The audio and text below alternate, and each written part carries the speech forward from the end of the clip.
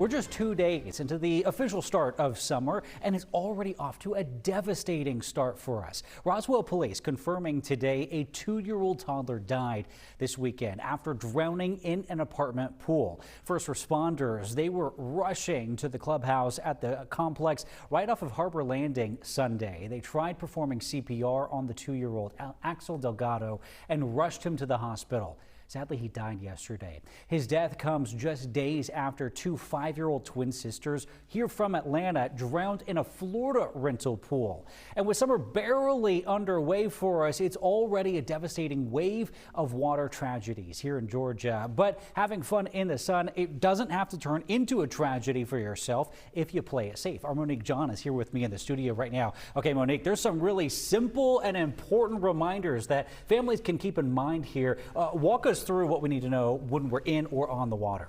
Joshua, being aware of what drowning actually looks like is one of the steps advocates are encouraging. They say you can never be too careful when preparing your family to be safe around the pool and beyond.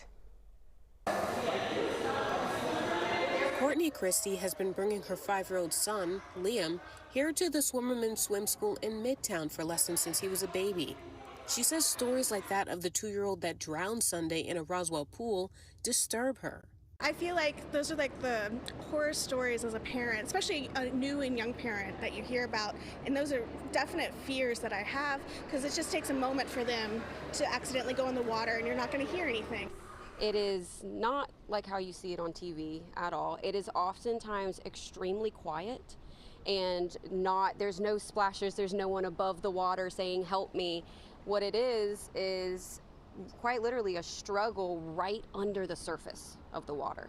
Olivia Taylor, the assistant manager of the swim school, says clearing up misconceptions about what drowning actually looks like and getting anyone comfortable in and around the water are some of the most important parts of teaching someone how to swim.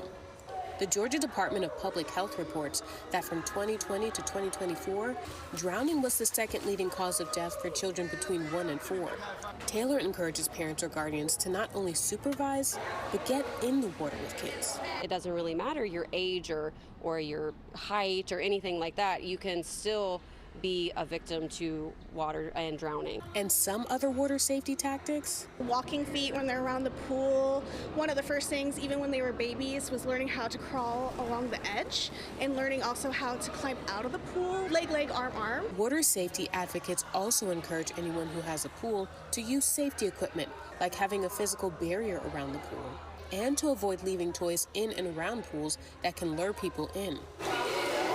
Another tip, dress in bright swimsuits and avoid the color blue so you are easier to see in the water. Of life, especially here in Atlanta. So I think the sooner the better, and it's not just about learning how to swim, it's learning to be comfortable and challenging themselves as kids and getting confidence in new ways. Safety advocates also urge parents to communicate with their children about when it's time to get out of the water, noting children might get back in while parents are preoccupied.